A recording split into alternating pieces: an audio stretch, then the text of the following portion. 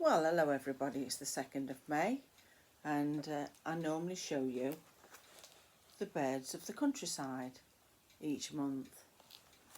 This is a lovely book and a lot of the illustrations are by Edith Holden, the Edwardian lady, so I thought I'd show you what we've got for May. Resident birds in the middle of breeding, summer birds still arriving, passage birds on the move to the Arctic, the excitement of discovering nests, herons and the heronry, young rooks struggle for survival, identifying warblers. So really is a beautiful book. I'll just show you. And of course you often hear the cuckoo this time of year, so that's lovely. I've just been listening to Eat, Bake, Sings, I think it's called, on YouTube. I think she's from Nottinghamshire and she's just sang a song about the cuckoo, and it's absolutely lovely. So if you get a chance, listen to her. She's a traditional singer and I love to hear her sing without any musical instruments because she's got a perfect voice for our old songs. So in here we've got a wheatear and a male windchat. I don't think I've ever seen one of those before. I might have, but beautifully illustrated this is. And I don't know whether you can remember me getting the Edwardian lady, the story of Edith Holden. Absolutely beautiful, it really is. The main reason that I got it, I can't remember whether I'd got it from a charity shop because I get that many books, or whether it was a free book that I've managed to pick up. But I don't know whether this is your cup of tea, but it certainly is mine. Just look at that for whimsy. A lively watercolour by Edith, probably done after her marriage, taken from a scrapbook of her work. Look at that, the little band. Perfect. And this one here, undated watercolour by Edith. Isn't that lovely? Absolutely beautiful. I really love the colours in this. Fantastic. It'd be lovely to get material like that, I think. Either of these. I don't know if there's any others that I can show you. Oh, just look. It's everywhere you turn.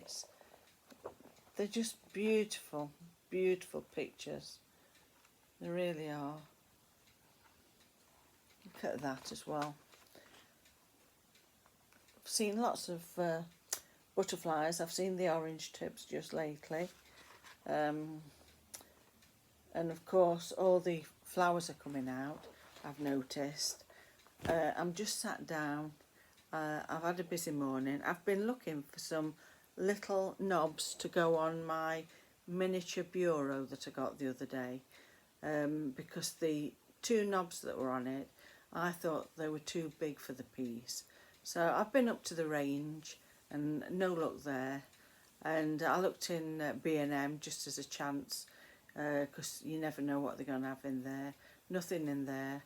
I've looked online, I can't see anything yet. I'll keep looking. I know we've got some little very small brass knobs somewhere, but can you put your hand on them? No. So it's whether I'll wait for them appearing or whether I'll find something. Something will crop up, it always does. Talking about things that crop up, you know when you've had things for years and they're that familiar that they're not there anymore. I don't know if you know what I mean. You've used it so many times that it just sort of goes in to the background. Here we go.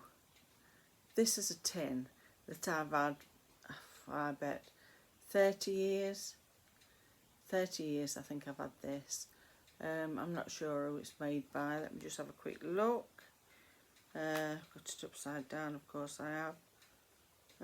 It looks like Hunky Dory Designs, made in England, little tin, and it's got cats on. I don't know if you can see that, but look at the visiting cats.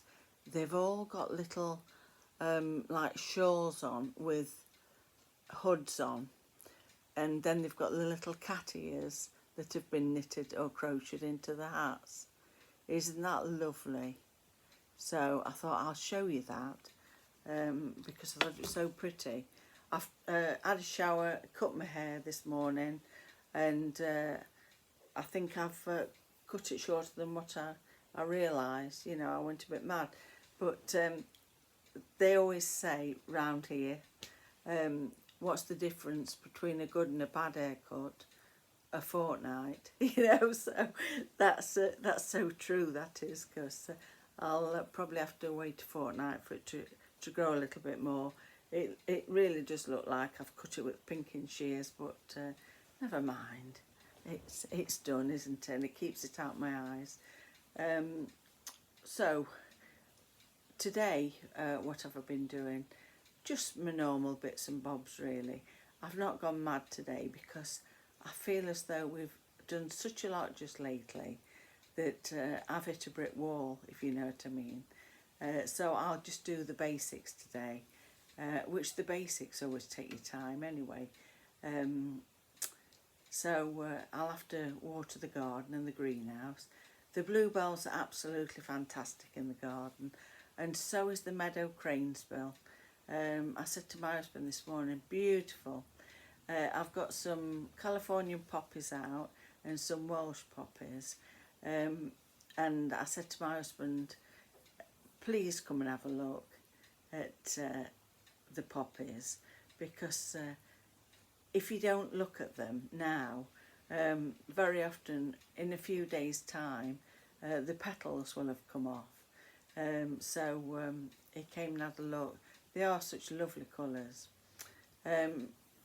Talking about the garden, I don't know if you heard me say the other day that the tree surgeon was coming to have a look at the beech tree.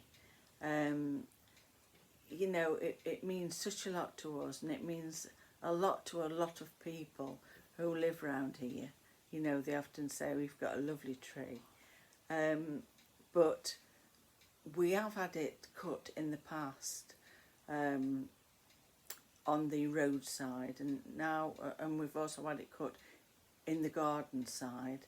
And I was talking to my husband, and he knows somebody who is a tree surgeon, so he's coming round because he came round yesterday to give us a price. I think it's going to be about £600 just to do a crown cut, what they call a crown cut, because we don't want a drastic cut for it. I have seen people have copper beech trees cut right back to the trunk almost, and then they've sprutted again. And I thought, thank goodness, you know, because I always think it's so sad to lose a tree because we've lost so many. That's why I try and grow little trees, and I have been known to pop them in different places. Of course, I did grow a chestnut tree from a friend who passed away. She fell in the water, sadly, and didn't recover. So I did grow a chestnut tree, and it's about 8 foot tall now, so that's lovely, isn't it?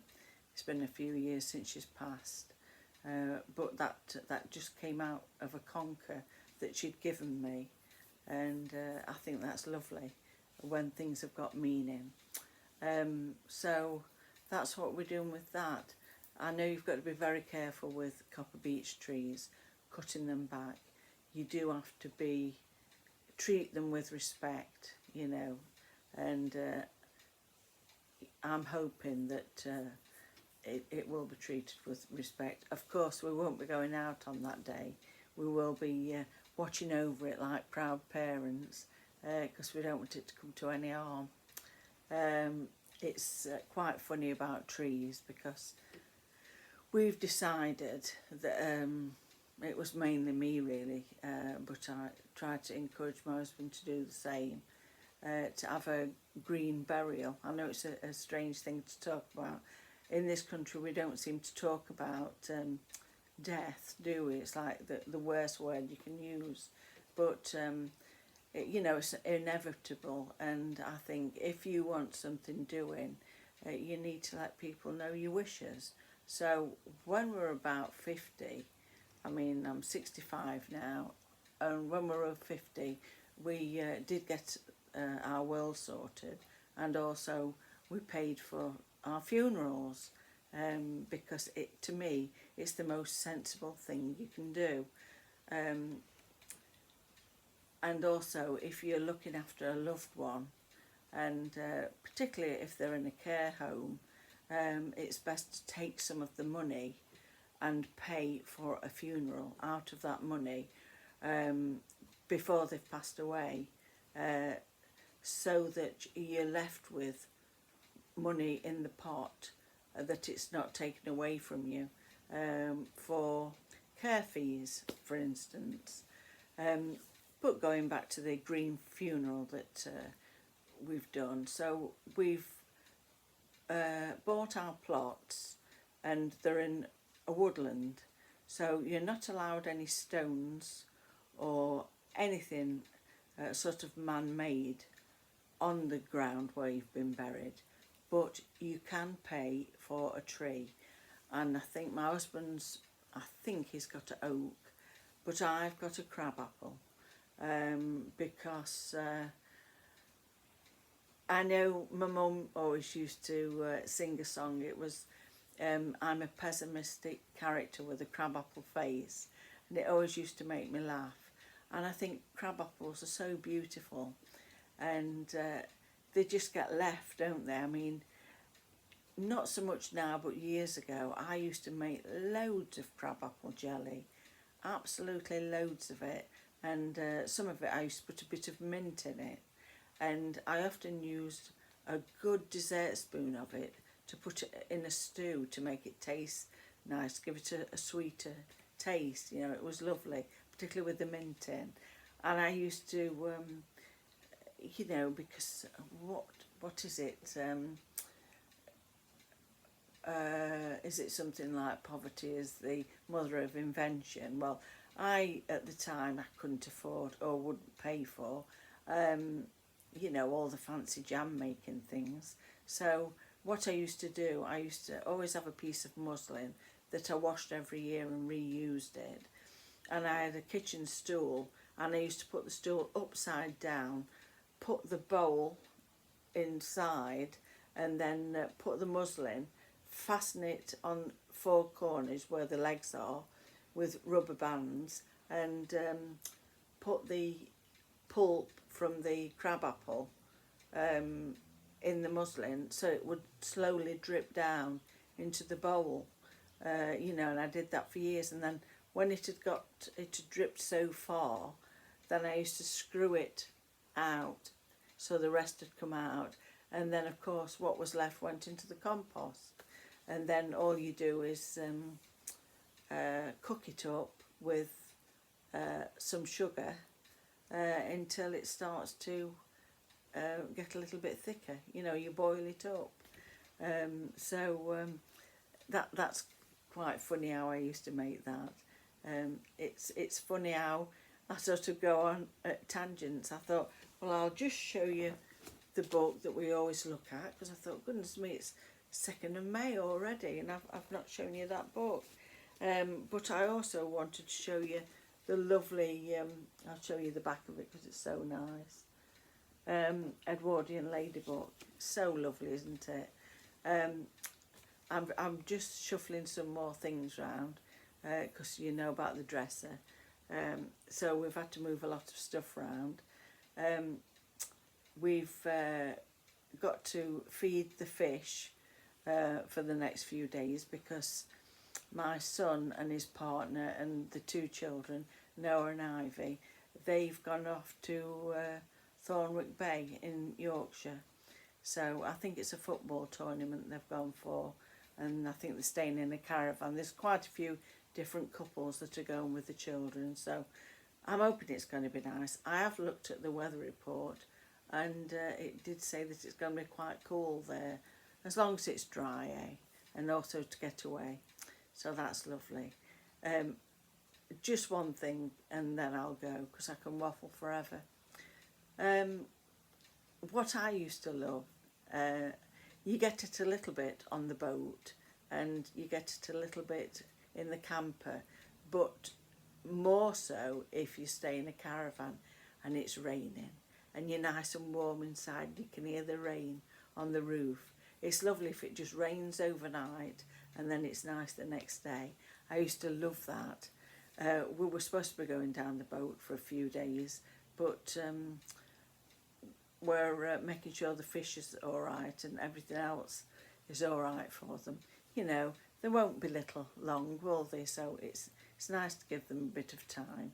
And I think also Ivy wants Grandpa to pick her up, walk round to school, and she can get a scooter and a little helmet, and she can come back next Thursday, and she'll probably have a tea, and I bet her brother comes and everybody does, but that's lovely, isn't it, that she wants to come. She keeps asking. Right, anyway, I'd better let you go. Much love. Bye.